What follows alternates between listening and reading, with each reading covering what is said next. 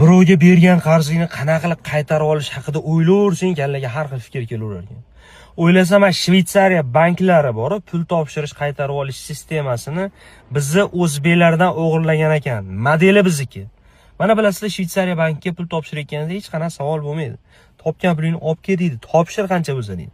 Olib topshirasiz, qanchadir muddat o'lib o'ziga pul zarur bo'lib olaman deganingizda savollar boshlanadi. Bu pulni qayerdan olgansan, manbasini ko'rsa, qayerga ishlatasan va hokazo. Shuni asoslab, hujjatlashtirib, isbotlab bersangiz, o'zingizni pulingizni qaytarib olasiz. Bo'lmasa, yo'q. Bizda ham xuddi shunaqa, birovga pul berayotganingizda birov so'ramaydi, qayerdan oldingmi pulni, qayerda ishlading, boshqa qilding, savol bo'lmaydi. Ber deydi, nech pul bo'lsa berasiz. Qaytarib olish kelganda endi o'zingizni pulingiz. Qarzni qaytarib olyapsiz. Sabablar berish kerak, asoslar berishingiz kerak. Pul zarur bo'lib qoldi, bolam kasal bo'lib qoldi, ana pulni berib tur. Mashina oladigan bo'lib qoldi, shtraf ko'payib ketdi, bir narsa qil, yordam qil, ichasini bo'lsa ham berib tur deb, yalinib unga sababini keltirib berishingiz kerak-da.